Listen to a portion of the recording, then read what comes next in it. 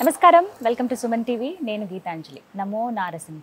ప్రస్తుతం నేను భద్రాచలంలో ఉన్నటువంటి గోవింద కల్పవృక్ష నారసింహ సాలగ్రామ ఆశ్రమం దగ్గర ఉన్నానండి. ఈ ఆశ్రమ నిర్వాహకులు డాక్టర్ కృష్ణ చైతన్య స్వామి ప్రస్తుతం మనతో పాటు ఉన్నారు. వారితో మాట్లాడదాని వచ్చాను. శ్రావణ మాసంలో ఎలాంటి కార్యక్రమాలు ఇక్కడ జరుగుతున్నాయని చెప్పి. ఆశ్రమం గురించి చాలామందికి తెలిసిందే. ధర్మబద్ధంగా మనకున్నటువంటి కోరికలు ఏవైతే ఉంటాయో ఎప్పటి నుంచో తీరనివి ఒక్కసారి వచ్చి ఆ స్వామివారి ముందు విన్నవించుకొని ముడుపు కట్టి 9 ప్రదక్షిణలు చేసి ఆ ముడుపుని స్వామివారి దగ్గర ఉంచితే అనతి కాలంలోనే ఆ కోరికలు నెరవేరుతాయి. ఇది నేను చెప్పడం కాదు, ఇలా ఎంతోమంది భక్తులు కోరికలు నెరవేరి వాళ్ళు స్వామివారి నిదర్శనాలను చెప్పిన సందర్భాలు ఎన్నో చూసాం. అందులో భాగంగా ఇక్కడ ఎప్పుడూ నిత్యం పూజా కార్యక్రమాలు జరుగుతాయి, విశేషమైన పూజలు కూడా జరుగుతాయి. ప్రతి ఒక్కటి కూడా భక్తులకి వాళ్ళ సౌకర్యార్థం, వాళ్ళకి ఏ విధమైన పూజలు చేస్తే మంచి జరుగుతుంది అనేది ఎప్పుడు ఆలోచిస్తూనే ఉంటారు కృష్ణ చైతన్య స్వామి వారు. అయితే ఈ శ్రావణ మాసంలో చేసేటువంటి పూజల గురించి స్వామి మాటలో విని తెలుసుకుందాం. గురుగారు నమస్కారం అండి. నమస్కారం. శ్రావణ మాసం వచ్చేసింది. మాసమే చాలా విశేషం అండి. ప్రతిరోజు ఏదో ఒక పండగ ఉంటూనే ఉంటుంది. అయితే మరి ఇక్కడ ప్రత్యేకించి మన ఆశ్రమంలో స్వామివారి సన్నిధిలో జరిగేటువంటి కార్యక్రమాలు ఏమిటి? తప్పకుండా. అంటే ప్రతినిత్యం అంటే శ్రావణ మాసంలో ప్రతినిత్యం కూడా చాలా విశేషమైనటువంటి కార్యక్రమాలు ఉంటాయి. ముందుగా శ్రావణము అంటే శ్రవణ నక్షత్రంతో పౌర్ణమి ఏదైతే కలిసి ఉంటుందో దానికి శ్రావణ మాసము అని పేరు. మనకున్నటువంటి నవవిధ భక్తి మార్గాల్లో శ్రవణము అనేటువంటిది చాలా గొప్పది. అంటే భగవంతుడి యొక్క వైభవం గురించి ఎవరైనా చెప్తుంటే దాన్ని విన్నా కూడా మనం పుణ్యాత్ములు అవుతాము, మన పాపాలు పటాపంచలు అవుతాయని చెప్పి పేరు. అలాంటిది అత్యద్భుతమైనటువంటి ఈ యొక్క మాసంలో మనం నార్మల్గా కూడా తెలుగు నెలల్లో 5వ నెల చాలా విశేషమైనటువంటిది. అంటే ఉగాది నుంచి తీసుకుంటే మనకు 5వ నెల. ఇది 5వ నెల అనేటువంటిది సంతానానికి సంబంధించినటువంటి నెల. నార్మల్ గా మన జాతకరీత్యా సంతానానికి సంబంధించినటువంటి స్థానం అది. ఈ శ్రావణ మాసంలో చేసేటివన్నీ కూడా ఎలా ఉంటాయంటే మన కుటుంబ వృద్ధి కోసం ఉండేటువంటి కార్యక్రమం. చాలా వరకు కూడా మన శ్రావణ మాసం తీసుకుంటే శ్రీమూర్తులు చేసేటువంటి ప్రతి పూజ శ్రావణ మాసంలో శ్రావణ సోమవారాలు, శ్రావణ మంగళవారాలు, శ్రావణ శుక్రవారాలు, శ్రావణ శనివారాలు, ఇలా ప్రతిదీ కూడా అంటే వారంలో ఒక 4 రోజులు విశేషకరమైనటువంటి రోజులే ఈ శ్రావణ మాసంలో ఉన్నాయి. దానికి తోడు మళ్ళీ ఏకాదశి, శ్రావణ మాసంలో ఏకాదశి, పౌర్ణమి తిథులు, ఇలా చాలా. ఆ తర్వాత మళ్ళీ కృష్ణాష్టమి, ఇలా ఏవి తీసుకున్నప్పటికీ కూడా శ్రావణ మాసంలో అద్భుతమైనటువంటి అనుగ్రహాన్ని కలిగించేటువంటి మాసము అని దీనికి పేరు. అయితే శ్రావణ మాసంలో ఇక్కడ ఏం చేస్తున్నాం అసలు? ఈ శ్రావణ మాసం సందర్భంగా జరిగేటువంటి కార్యక్రమాల వివరాలు తీసుకుంటే మొట్టమొదటిగా ఫస్ట్ శ్రావణ మాసంలో ఫస్ట్ శుక్రవారమే గరుడ పంచమి వచ్చిందమ్మ. మొదటి శుక్రవారం గరుడ పంచమి 9వ తారీఖు, ఆగస్టు 9వ తారీఖు వస్తుంది. గరుడ పంచమి అనేటువంటిది చాలా విశేషమైనటువంటి రోజు.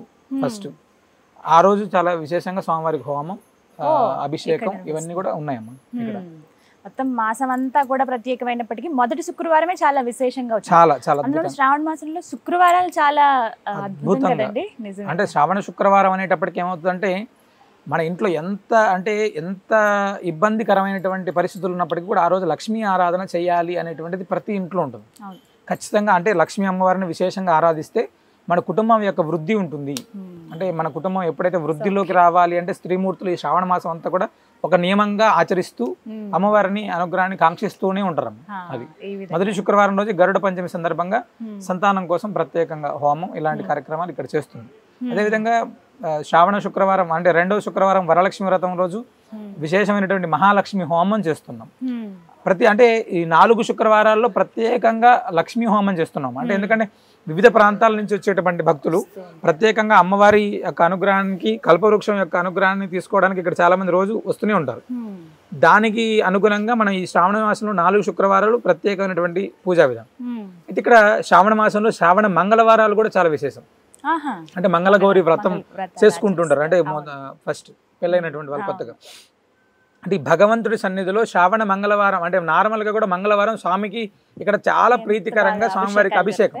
ఎవరైతే మంగళవారం రోజు శ్రావణ మంగళవారం రోజు దంపతులు వచ్చేటువంటి వాళ్ళు కానీ ప్రత్యేకంగా ఆర్థికంగా ఉండేటువంటి వాళ్ళు ఎవరైనా ఇబ్బంది ఉండేటువంటి వాళ్ళు స్వామివారిని దర్శిస్తే అద్భుతమైనటువంటి ఫలితాన్ని కూడా మనకు వస్తుందమ్మ. ఇక్కడ ఈ విధంగా గరుడ పంచమి అన్నారు. అసలు ఏమిటి గరుడ పంచమి విశిష్టత ఏంటి? ఆ రోజున అసలు ఏం చేస్తారు? ప్రత్యేకంగా ఇక్కడ ఆశ్రమంలో జరిగేటువంటి పూజా కార్యక్రమాలు ఏంటి చెప్పండి. గరుడ పంచమి అనేటువంటిది శ్రావణ మాసంలో 5వ రోజు శ్రావణ శుద్ధ పంచమి. అంటే చాలా ప్రాంతాల్లో శ్రావణ మాసంలో చవితి రోజు నాగుల చవితి గాను, అంటే ఈ ప్రాంతంలో మనం కార్తీక మాసంలో చేస్తాం కదా, అలాగా గరుడ పంచమి అనేటువంటిది అంటే చాలా ప్రాంతాల్లో శ్రావణ శుద్ధ చవితి ఏమో నాగుల చవితి గాను, శ్రావణ శుద్ధ పంచమినేమో గరుడ పంచమి గాను చేస్తారమ్మా. ఇక్కడ చేసేటువంటి ఈ గరుడ పంచమి అనేటువంటిది సంతాన ప్రాప్తి కోసం చాలా అద్భుతంగా ఉపయోగపడేటువంటి రోజు. అంటే గరుడ పంచమి నాడు అసలు మనం ఎందుకు సంతానం కోసం పూజ చేయాలంటే, అసలు సంతానం అవ్వకపోవడానికి మన జాతకంలో 2 కారణాలు ఉంటాయి. ఫస్ట్, సంతాన స్థానం అనేటువంటిది 5వ స్థానం జాతకంలో. ఆ స్థానంలో సర్పదోష ప్రభావం అనేటువంటిది. ఈ సర్పదోష ప్రభావం అనేటువంటిది ఎప్పుడైతే జాతకరీత్యా ఉంటుందో దాంపత్య జీవితానికి ఇబ్బందికరమైనటువంటి పరిస్థితులు ఉంటాయి. అదేవిధంగా సంతానానికి సంబంధించినటువంటిది ఎలా ఉంటుందంటే, సంతానం అంటే విచ్ఛిన్నం అవ్వడం, అంటే గర్భం విచ్ఛిన్నం అవ్వడం, లేకపోతే నిలబడకపోవడం, ఇలాంటివన్నీ కూడా ఈ యొక్క సర్పదోష ప్రభావాల వల్ల మాత్రమే ఇబ్బందులు ఏర్పడతాయి. అన్యోన్య దాంపత్యము, సంతానం, ఈ రెండింటికి కూడా మూల కారణం సర్పదోష ప్రభావం. ఒక కుటుంబం అనేటువంటిది ఎత్తుకు ఎదగాలి అని ఎంత తాపత్రయపడితే అంత దిగుతూ ఉంటారు.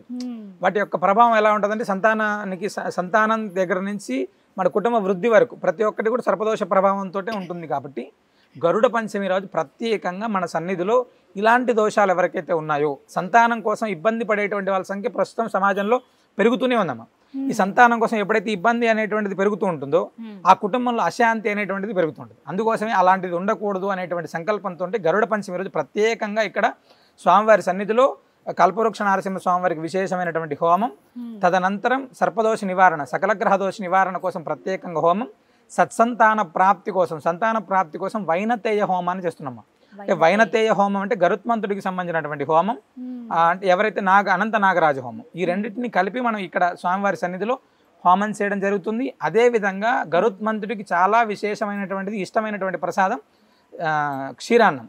ఈ క్షీరాన్నాన్ని కూడా అంటే ఆనాడు స్వామివారికి నివేదన చేసి, గరుత్మంతుడికి కల్పవృక్ష నారసింహుడికి నివేదన చేసి, సంతానం కోసం ఎవరైతే ఇక్కడికి వస్తున్నారో వాళ్ళందరికీ కూడా ఆ సంతాన ప్రాప్తి కోసం ఈ ప్రసాదాన్ని ఇవ్వడం జరుగుతుందమ్మా.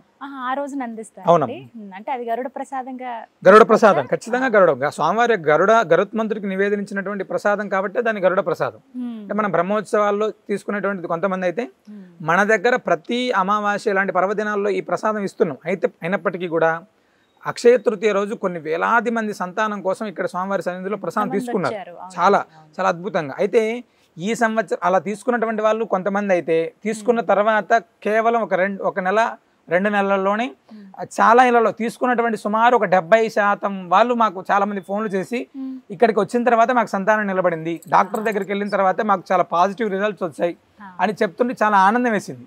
తర్వాత కొంతమంది అడుగుతున్నారు, స్వామి ఇలాంటిది ఏదైనా మళ్ళీ ఉంటే తప్పకుండా తెలియజేయండి, ఇప్పుడు సామాజిక మాధ్యమాలు తెలియజేస్తే తప్పకుండా అవకాశం ఉంటుంది ఖచ్చితంగా. అంటే ఆనాడు ఎవరైతే తీసుకున్నారో వాళ్ళందరికీ మంచి అద్భుతమైనటువంటి రిజల్ట్ వచ్చిందమ్మా. అక్షయ తృతీయ రోజు వచ్చి ఇక్కడ ప్రసాదం తీసుకున్నారు సంతానం కోసం, చాలా విశేషమైనటువంటి ఫలితం అని చాలా మంది మన ఈ మధ్యకాలం మీడియా సోదరులు కూడా అడిగారు.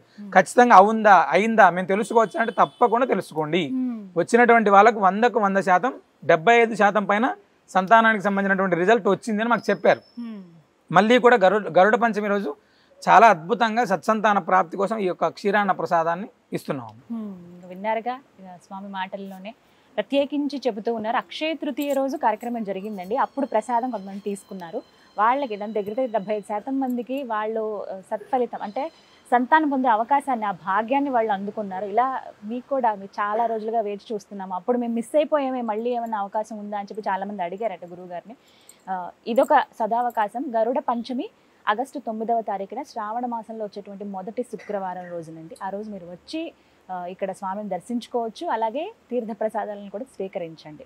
గురువుగారు, మరి ఎవరైతే ఎలా రావాలి ఈ వివరాలు తెలియజేయండి. ఏమన్నా నమోదు చేసుకోవాలా? ఖచ్చితంగా, ఎందుకంటే మనకి వచ్చే వాళ్ళ సంఖ్య తెలియాలి ఫస్ట్. ఎందుకంటే వేలాది మంది భక్తులు వస్తుంటారు కదా. ఖచ్చితంగా మన సంస్థకు సంబంధించినటువంటి నెంబర్ని ఇవ్వడం జరుగుతుంది. వాళ్ళు వచ్చి తెలియజేస్తే తప్పకుండా ముందుగా వివరాలు నమోదు చేసుకుంటారు.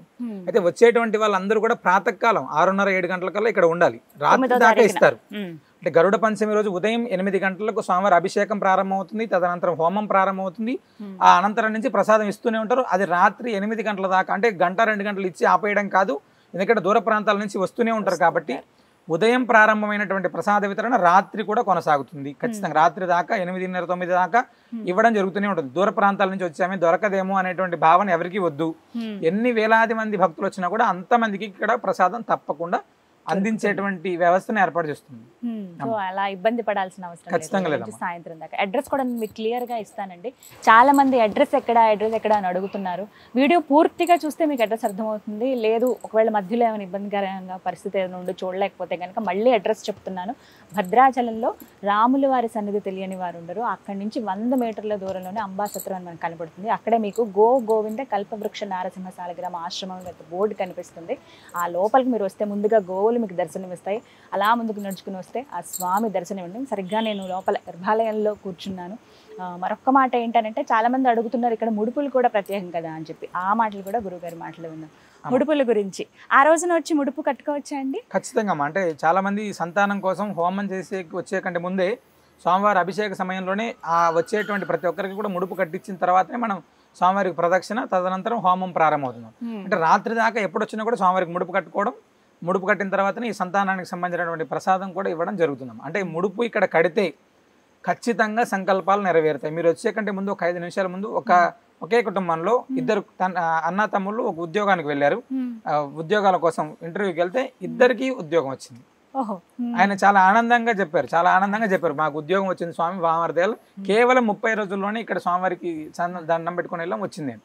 అలాంటిది మేము ప్రతినిత్యం కూడా అంటే స్వామి సన్నిధిలో ముడుపు కట్టామా ఖచ్చితంగా ఇప్పుడు ఇందాక కట్టినామా ఇలా కాసేపు స్వామి దగ్గర ఉంచి ఆ తర్వాత స్తంభాన్ని కట్టడం, లేకపోతే స్వామివారి అంటే ఎక్కువ అవుతే స్వామివారి పక్కన పెట్టడమే ఉంటదమ్మా. ఇక్కడ కూడా ఇక్కడ ముడుపు కడితే 100కు 100% పని అవుతుంది. ఇక్కడ ముడుపు కడితే స్వామివారి అనుగ్రహం పరిపూర్ణంగా మన ఇంటికి వచ్చినట్టే. అది ఒకటే అందరూ చాలా మంది ఇదే మమ్మల్ని కూడా అడుగుతున్నారండి నిజమా అని. నేను ముడుపు కట్టాను, నా కోరిక తీరిందని నేను ఫస్ట్ వీడియోలోనే చెప్పాను. ఆ తర్వాత మా ఆఫీస్లో వాళ్ళు కావచ్చు, నాతో పాటు ఉన్న స్టాఫ్ కానీ ఇలా చాలా మంది అడుగుతున్నారండి. మీరు రండి ఒకసారి ఆశ్రమం దగ్గరికి వచ్చిన తర్వాత మీకు అర్థమవుతుంది. ఆ పాజిటివ్ ఎనర్జీ మీరు అందుకోగలుగుతారు. ఏదో తెలియని భావన ఉంటుంది లోపలికి అడుగు పెట్టగానే. గోవిందుని ఏకకాలంలో మనం పూజించుకునేటువంటి, దర్శించుకునే, సేవ చేసుకునే మహద్భాగ్యాన్ని ఇక్కడ మీరు అందుకోవచ్చు. 9 ప్రదక్షిణలు చేయాలి, ముడుపు కట్టాలి. ఆ ముడుపు ధర్మబద్ధంగా ఉన్నటువంటి ఒక సంకల్పం ఏదైనా ఒక కోరిక మీకు ఎప్పటి నుంచో తీరింది ఆ కోరిక ఉంటే అది స్వామి ముందు ఉంచండి. అనతి కాలంలోనే ఖచ్చితంగా ఆ కోరిక నెరవేరుస్తాడు ఆ లక్ష్మీ నారసింహుడు. గురుగారు ఇంకా ఏం పూజలు చేస్తున్నారండి శ్రావణ మాసంలో? శ్రావణ మాసంలో హయగ్రీవ జయంతి అమ్మ 19వ తారీఖు శ్రావణ పౌర్ణిమ. అంటే ఆ రోజు హయగ్రీవ జయంతి, రాఖీ పౌర్ణిమ 2 కలిసి ఉన్నటువంటి రోజు. అంటే శ్రవణ నక్షత్రం పౌర్ణమితో కలిసి ఉంటేనే శ్రావణ మాసం కదా. హయగ్రీవుడి యొక్క జన్మ నక్షత్రం కూడా శ్రవణ నక్షత్రం. అంటే సకల విద్యాధినాథుడు హయగ్రీవుడు. అంటే సరస్వతీదేవికి, మేధా దక్షిణామూర్తి వీళ్ళందరికీ కూడా విద్యను ప్రసాదించినటువంటి దేవదేవుడు హయగ్రీవ స్వామివారు. అంటే సాధారణంగా హయగ్రీవ అనేటువంటి మంత్రాన్ని ఉచ్చరిస్తేనే మనకు ఈ యొక్క నాలిక శుద్ధి అయ్యి నాడీ మండలం అంతా శుద్ధి అయ్యి మంచి విద్య వస్తుంది అని చెప్పి మనకు పెద్దలు చెప్తారు. అలాంటి హయగ్రీవ ఆరాధన అనేటువంటిది ఆ రోజు అంటే విద్యా ప్రాప్తులు, అంటే ఎవరైనా పిల్లలకి విద్యాభ్యాసంలోనూ చదువులో అంటే మందమతి, లేకపోతే వాళ్ళు చదువుకున్నట్టు గుర్తుండకపోవడం, అంటే ఉద్యోగ ప్రయత్నంలో ఇబ్బందులు ఉండటము, ఇలాంటివి ఏదైనా ఉంటే ఆనాడు స్వామివారికి జరిగేటువంటి హయగ్రీవ హోమంలో, అదేవిధంగా హయగ్రీవము అని ఒక ప్రసాదం ఉంటుంది. హయగ్రీవుడికి విశేషంగా నివేదన చేసేటువంటి ఒక ప్రసాదం ఉంటుంది. ఆ ప్రసాదాన్ని వారికి ఇవ్వడం, అంటే స్వామివారికి సంబంధించినటువంటి హయగ్రీవ రక్ష ఇస్తారు. అంటే ఎవరైతే చదువుకునేటువంటి పిల్లలకు ప్రత్యేకంగా ఆనాడు హోమం స్వామివారికి, అదేవిధంగా హయగ్రీవ స్వామివారికి ఇక్కడ అభిషేకం, హోమం, హయగ్రీవ హోమం, తర్వాత హయగ్రీవ ప్రసాదం, ఈ మూడింటిని కూడా చదువుకునేటువంటి పిల్లలకి ఇవ్వడం జరుగుతుంది. వాళ్ళకి హయగ్రీవ స్వామివారి యొక్క పరిపూర్ణ అనుగ్రహం చేత, అంటే విద్య అనేటువంటిది ఎప్పుడు కూడా మనం ఎంత బలంగా ఉంటే అంత అద్భుతంగా ముందుకు తీసుకెళ్ళగలం. అది పరిపూర్ణమైనటువంటి భగవద్ అనుగ్రహం చేత అనేటువంటిది ఇంకెక్కువ మన్నన పొందుతుందమ్మా. ఖచ్చితంగా అవకాశం బాగుంటుంది. ఈ రెండు విశేషంగా ఈ జరుగుతాయి. తర్వాత కృష్ణాష్టమి అనేటువంటిది ఎందుకు విశేషం అంటే ఈ కల్పవృక్ష నారసింహ స్వామి వారి కంటే ముందు ఈ యొక్క కృష్ణుడు రంగాచార్య స్వామి వారు ఆరాధించారు. కల్పవృక్షం కంటే ముందమ్మ చాలా, అంటే కాళింగ నర్తన శ్రీకృష్ణ పరమాత్ముడు వీరే 750 సంవత్సరాలు, అంటే వీరికంటే ముందు నుంచి ఉన్నారు ఆయన. అంటే ఆయనకి ఎప్పటి నుంచి ఉన్నారో మాకు తెలియదు. ఇక్కడ చాలా విశేషకరమైనటువంటి స్వామివారికి విశేషమైనటువంటి నివేదనలు చేసి ఆనాడు స్వామివారికి అద్భుతమైనటువంటి తిరుమంజనం, స్వామివారికి వెన్న సేవ, తర్వాత ఇవన్నీ కూడా చాలా విశేషంగా ఉంటాయి అమ్మ. కృష్ణాష్టమి కూడా చాలా వైభవంగా అద్భుతంగా జరుగుతుంది. ఇంకానండి ఇవి ఇక్కడ జరిగేటువంటి కార్యక్రమం. శ్రావణ మాసం 4 శుక్రవారాలు మహాలక్ష్మి హోమం ఉంటుంది. శ్రావణ మంగళవారాలు ఏమో స్వామివారికి విశేషమైనటువంటి అభిషేకం ఉంటుంది. హయగ్రీవ జయంతి ఏమో విద్యార్థుల కోసం ప్రత్యేకంగా ఈ యొక్క హయగ్రీవ హోమం ఉంటుంది. ఈ గరుడ పంచమి అనేటువంటి తీసుకుంటే తప్పనిసరిగా సంతానం కోసం వచ్చేటువంటి వాళ్ళకు చాలా గొప్ప వరం గరుడ పంచమి. చాలా చక్కగా వివరించారు. ఎప్పుడూ ఇలాగే వైభవంగా ఉండాలి ఆ స్వామిని కోరుకుంటున్నాను. తప్పకుండా అలాగే మీ సంకల్పం ఏదైతే ఉందో ఆయన ఒక మందిరంలో ఉంటే అది అవునమ్మా. ఇంకా అందరికీ చాలా సంతోషం. మా కోరిక అదే, కానీ ఆయన ఎప్పుడు నిర్మించుకోవాలనుకుంటున్నారో అది ఆయన. తప్పనిసరిగా తొందరలో అది కూడా పూర్తవుతుంది స్వామి అనుగ్రహం చేత. ఇలా ఒక చిన్న ఇంట్లో ఉన్నారు స్వామి, ఒక పెద్ద దివ్యమైన భవ్యమైన మందిరంలోకి వెళ్ళాలి త్వరలో అని మనస్ఫూర్తిగా కోరుకుంటున్నాం అండి. నమో నారసింహ. ధన్యవాదాలు గురుగారు. విన్నారు కదా, అడ్రస్ మరొకసారి చెప్తున్నాను. భద్రాద్రి రామాలయానికి జస్ట్ 100 మీటర్ల దూరంలోనే ఉంటుందండి గోవింద కల్పవృక్ష నారసింహ సాలగ్రామ ఆశ్రమం. శ్రావణ మాసంలో ప్రత్యేకమైన పూజలు జరుగుతున్నాయి. 4 శుక్రవారాలు కూడా. ఒకవేళ మీరు ఇంట్లో పూజా కార్యక్రమాలను చేసుకోలేకపోతున్నాం అన్నవాళ్ళు చక్కగా ఇక్కడికి రండి. మహాలక్ష్మి హోమాలు నిర్వహిస్తూ ఉన్నారు. అలాగే మొదటి శుక్రవారం 9వ తారీఖున గరుడ పంచమి. ఆ రోజున సంతాన భాగ్యం లేని వారికి ఆ భాగ్యం పొందించుకునే ఒక అద్భుతమైన అవకాశం, గరుడ ప్రసాదాన్ని అందిస్తున్నారు. మీరు ఏ ప్రాంతంలో ఉన్నా సరే ఆ రోజున మాత్రం రండి, ముడుపు కట్టొచ్చు స్వామికి. అలాగే సాయంత్రం వరకు, ఉదయం నుంచి సాయంత్రం దాకా ప్రసాద పంపిణీ జరుగుతుందండి. మీరు వచ్చి అయ్యో మధ్యాహ్నం దాటిపోయింది సాయంత్రం అయిపోయింది అని ఏం లేదు, రాత్రి వరకు ప్రసాదం మీకు అందిస్తారు. అలాగే కృష్ణాష్టమి చాలా వైభవంగా జరుగుతుంది. దాంతోపాటుగా హయగ్రీవ జయంతి అంటే పౌర్ణమి రోజు, మన రాఖీ పౌర్ణమి అని అంటాం కదా, ఆ రోజున శ్రావణ పౌర్ణమి రోజున హయగ్రీవ జయంతి ఉంది. ఆ రోజున కూడా విశేషమైన పూజలు జరుగుతాయి. శ్రావణ మాసం అంతా కూడా మీకు కుదిరినప్పుడు ఖచ్చితంగా వచ్చి ఆ స్వామి అమ్మవార్లను దర్శనం చేసుకోండి. మరిన్ని వివరాల కోసం స్క్రీన్ మీద కనపడుతున్న నెంబర్స్కు కాల్ చేయండి. ఇది వాళ్ళ వీడియో. నమస్కారం.